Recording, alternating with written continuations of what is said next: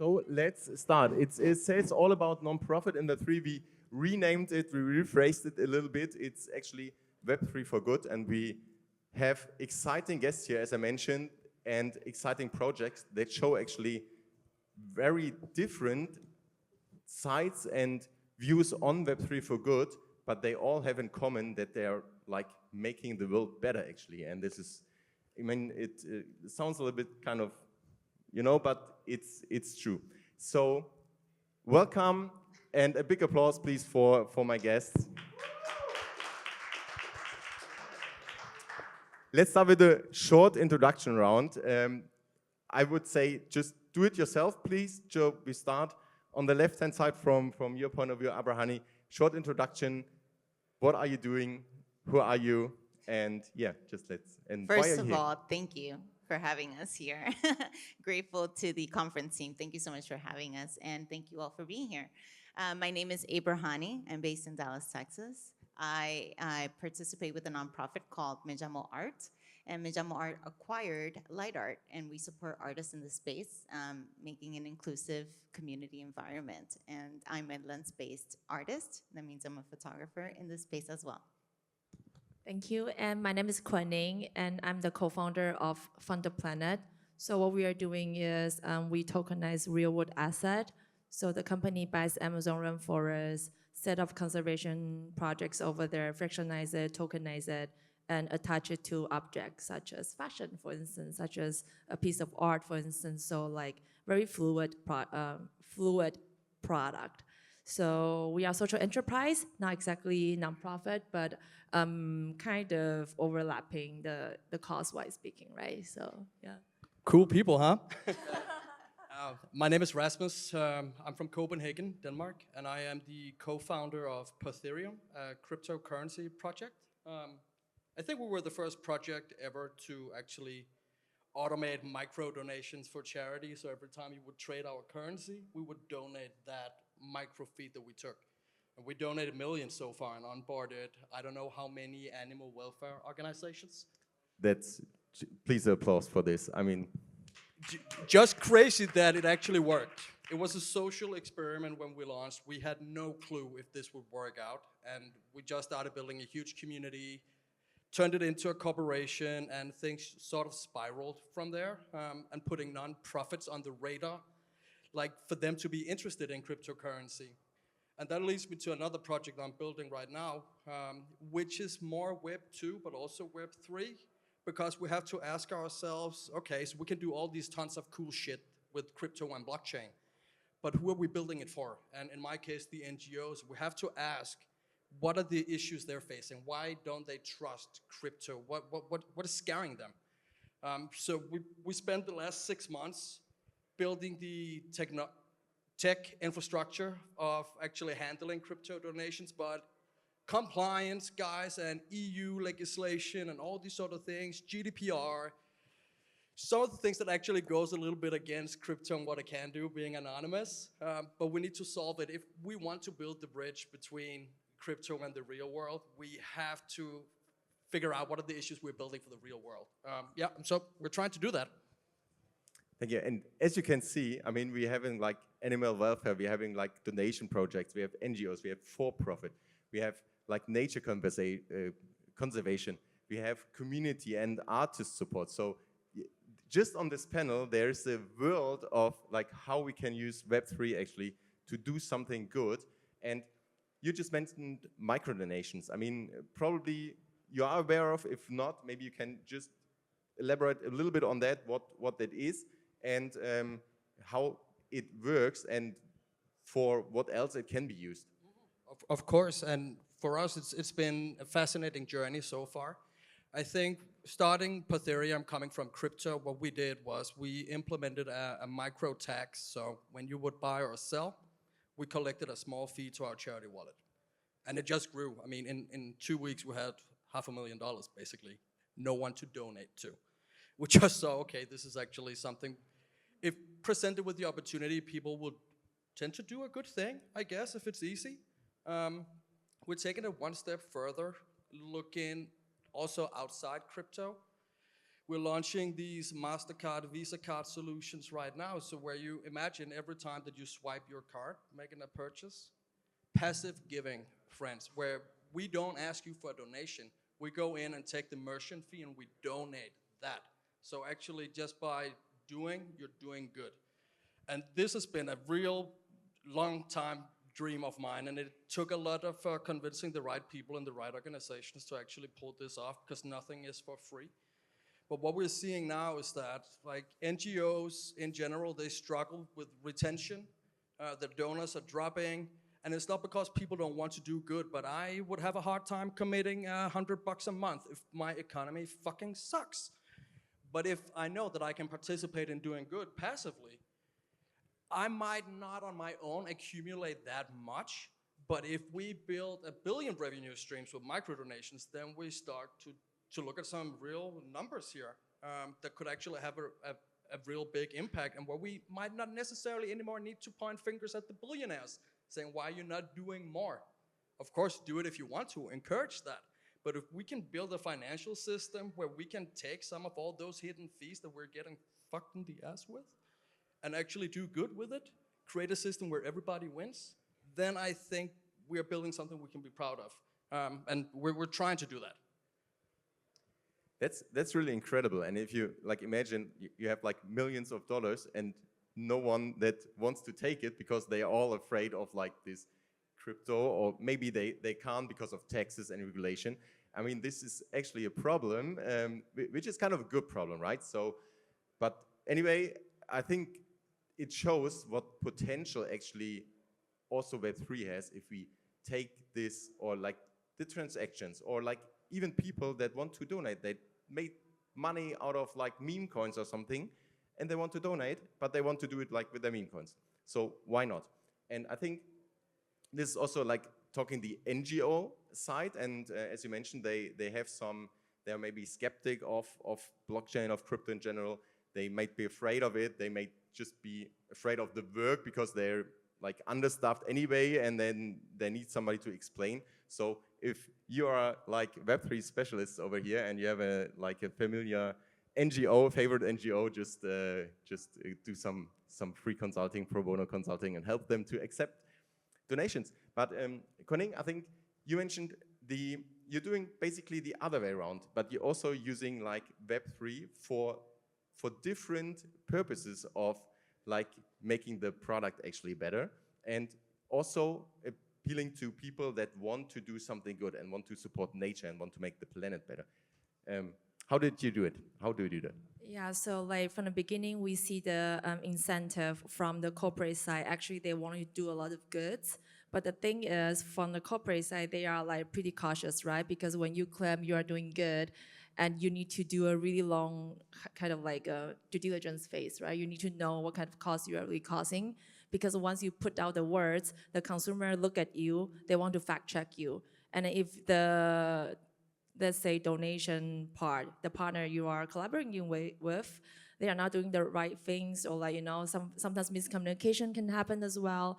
And the corporate will have the reputational risk, right? So when we come in, we want to secure both sides. From the local Amazon rainforest side, to secure the nature and also collaborate with the local community. On the other hand, since we are for profit, we want to give an extra layer of the security for our, let's say, corporate clients as well, individual clients as well, because when they put money into this NFT, which represent a piece of Amazon rainforest and the impact, you really see the geo coordinates, right? You own the impact, basically. So this remove a lot of obstacles for our corporate clients to represent themselves, right? So their end consumer can really see, oh, you are actually that transparent. And if they want to dig deeper to check out every data on the blockchain, we also have everything over there. So compared to like traditional kind of fact check, just one, you know, like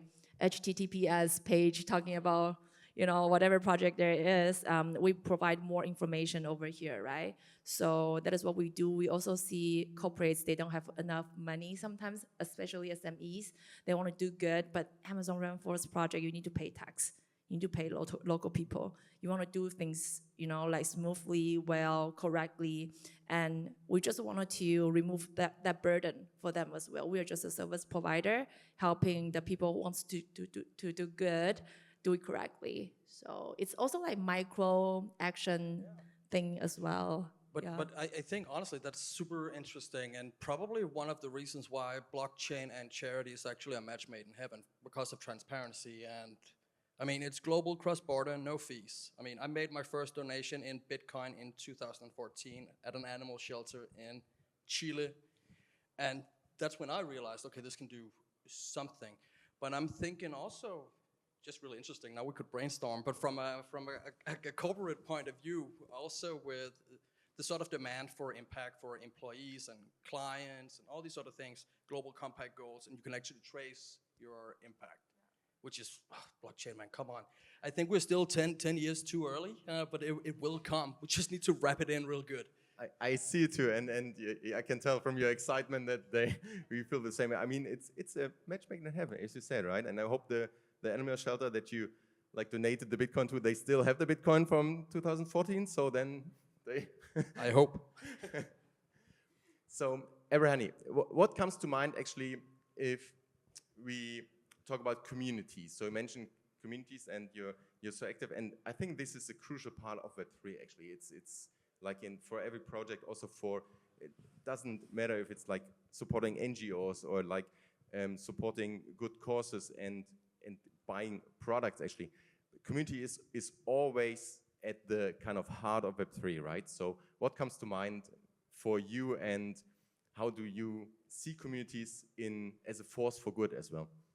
Yeah, so community is an important part in how you communicate, but also you share what you do.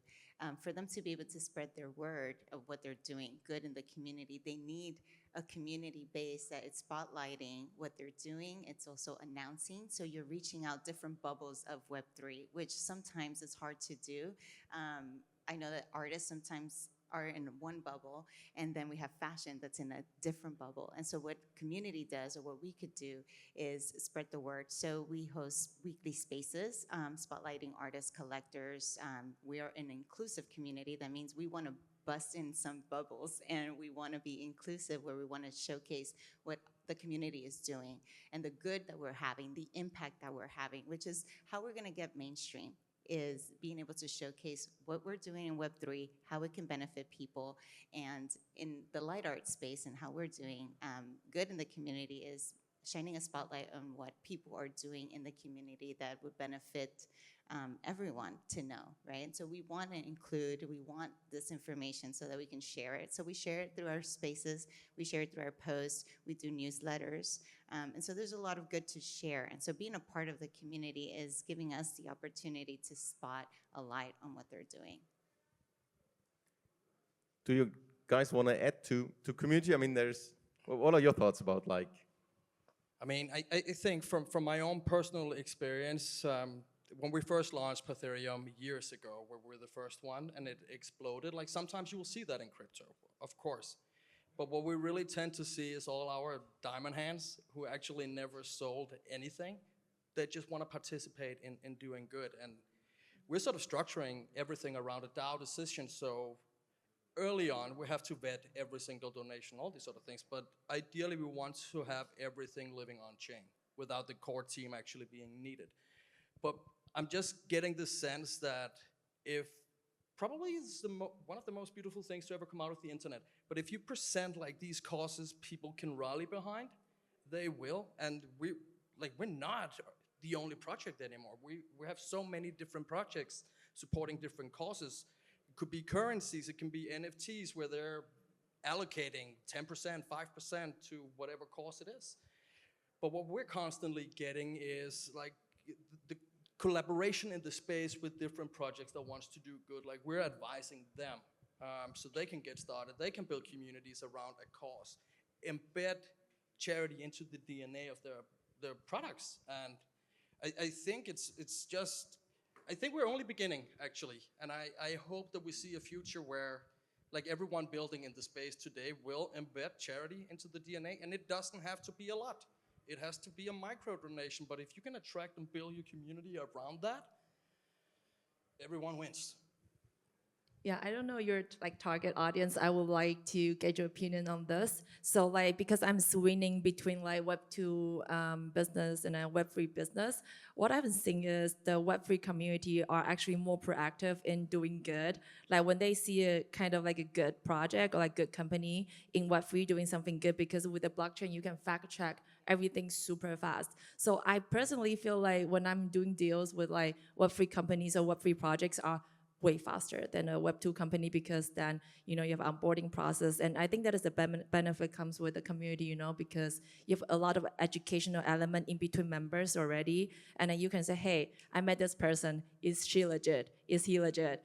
So I think this kind of benefit also come with the, you know, community power. And that is just how things going on in Web3 for good. Absolutely, and I think that gives the opportunity for people to see straight on, I want to support this because you have this quick access, which is something different than the traditional nonprofit or work, because you have to like go through this red tape or fill out application, etc. But Web3 allows you to remove all of that and give you some free access, easy access to be able to support. And people want to support. A lot of people that are doing different projects say, okay, this is the kickback we have. We want a percentage to go back to the community, and how can we do that? And this allows us to be able to do that. What is the most frustrating thing for you in this? Because you mentioned your things now, and I think for like, let's going mainstream, what we always talk about, right?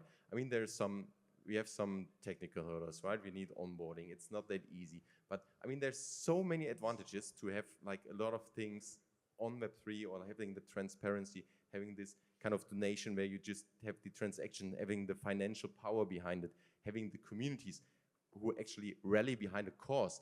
And it's a perfect example. And I think you have probably the same experience, that people hold the NFTs because they want to be part of the mission, because they want to support the mission, and not because, I mean, there have been times that were different in other projects, right? But not because they want to make money out of it, or they want to sell it for like 2 or 3x. So I think there's so much potential, but what are like the frustrations you have, or where you see, okay, we need maybe solutions for that, and maybe the audience has some ideas how to like make the steps in the right direction and can come afterwards, and yeah, just let's connect. But what are frustrations? Let's start over there. But I think Web3, you have to constantly be on top of things, right? One day is like a week off, right? And so I think a little bit of frustration is the fast-paced, moving aspect of community aspect within the community, where you have to be constantly active for people to see that you're active, that you're actually doing something. So there's a little frustration with time. We're in this fast-paced race in Web3, a lot of turnover, a lot of projects turnover too. And so there's a little frustration there. However, I feel like once you build your reputation and what you're doing in the community, is a little easier to step back. But at first, you have to put in a lot of time, a lot of back and forth. And so I think there's a little bit of turnover sometimes because it's too much, right? But that's just one area, right?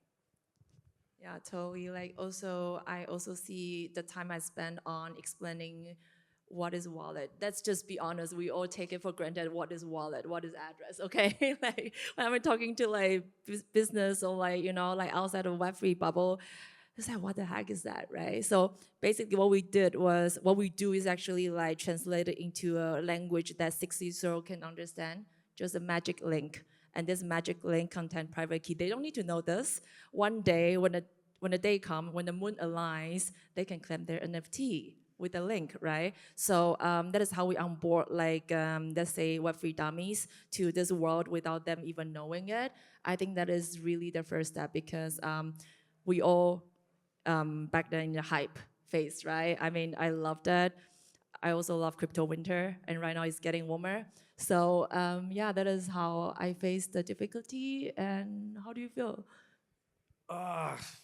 It's a really good question. Where to start? Yeah, but and where to actually start? But I think, like, looking from the Web3 perspective, this technology, blockchain, is just growing, and I think the biggest like obstacle that happens to new growing technology is the lack of legislation, because the development speed precedes the legal requirements that we need. And what I'm faced with, that is my biggest frustration, is still today, I could call up some NGO in Europe today and say, let me please donate $50,000 to you tomorrow. It's in crypto. Ooh, no.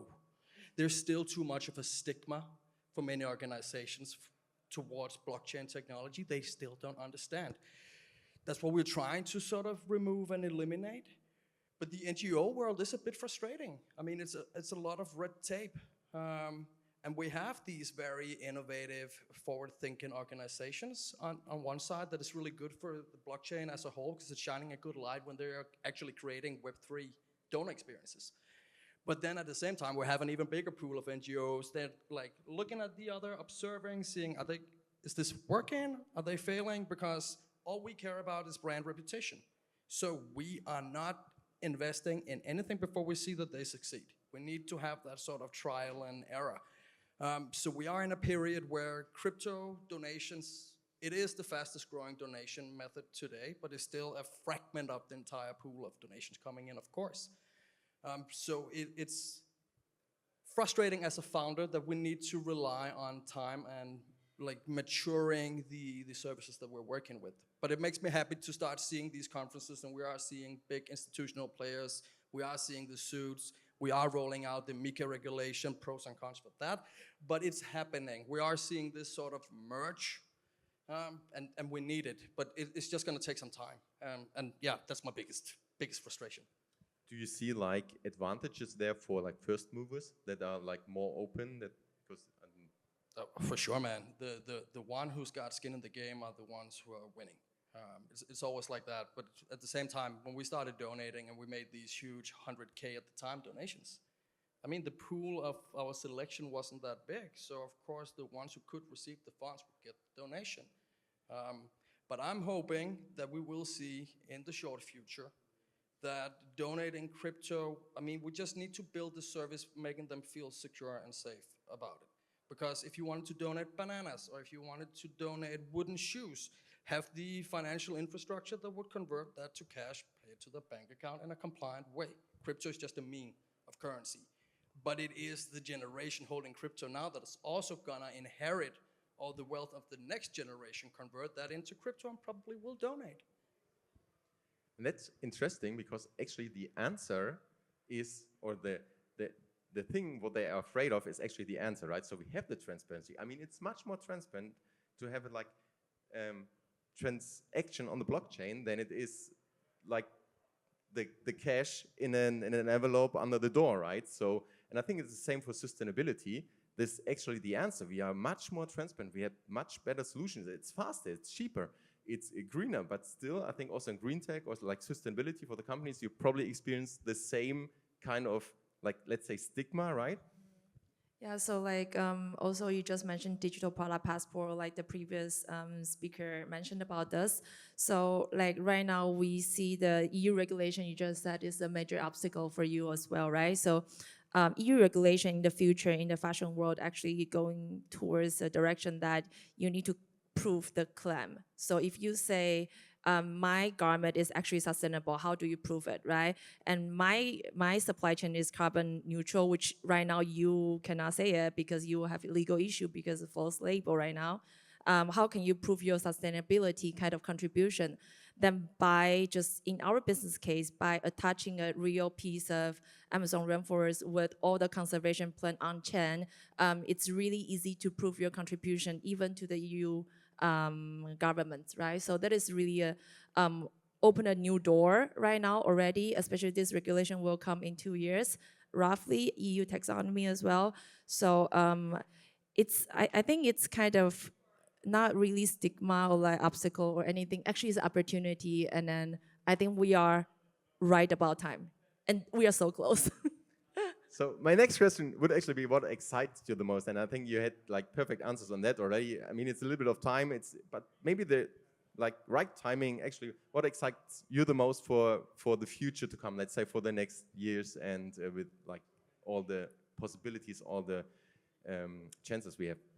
So we have tons of opportunity, and I feel like we're just getting to understand the possibilities that we can explore, not just in finance, but then also in my case, in community building, where we are now worldwide. The moment you open anything Web3, you are worldwide. Your reach is far further than a traditional nonprofit. And I think that opportunity alone opens doors of opportunities that we can't even foresee. And I feel like we're still discovering that. And so for us in our future, what we see is that we want to have a representative around the world that can represent artists in real life, but then also when we do spaces or when we're highlighting our bubbles, we're busting into different areas. And so we are now expanding in ways that we've never thought possible, traditionally speaking. But at the moment you walk into Web3, you are a worldwide company. I think there's so much looking forward to that. Also, mentorship programs become so much more enriched because now you're able to reach different parts of the world that you couldn't, but then now you have access to people that you wouldn't have prior to. And so I think that's a big benefit. We're looking into hosting spaces in different languages. Spanish, we'll be starting Spanish soon. Obviously I speak Spanish, so I'm able to co-host that with some other people. But right now, our limited language of English will soon start expanding. So the more we diverse into community, the more we're able to trust and imprint our DNA in other cultures, in other communities, and then host spaces and learn about other countries doing other things. And so I think the possibilities are endless. And so just by reaching into Web3, you are worldwide immediately. And that comes with a lot of challenges, but a lot of excitement for possibilities for the future. That's a very positive outlook for for a topic like this, right? Or for like initiatives like this. So we would have time for questions. Are there any questions? Yeah, I just get my mic over there. No, this is for Rasmus. I was just wondering if you could name any of the organizations that actually accept crypto donations. I mean, are there any of the big ones, or? Yeah, sure.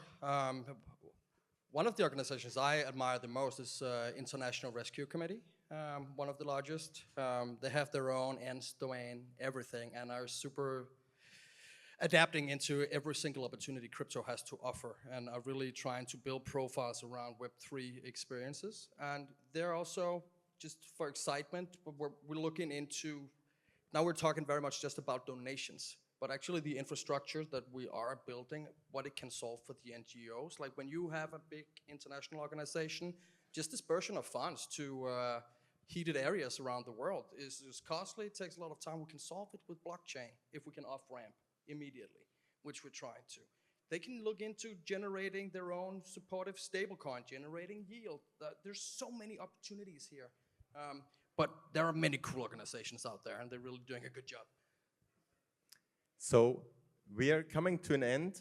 I just take 10 more seconds to do something a little bit different now. So instead of offering you the opportunity to ask more questions, I want to ask you a question, or actually a favor. So you know this airdrop thing, right? Where you just like have something in your wallet and you get something airdropped. We do it the different way around. So you can claim a POAP over here. So just touch with your phone. If you know POAPs, just claim the POAP. On this POAP, it actually proves that you were attending this talk, this great panel, and you have all the contact data of this wonderful, amazing people.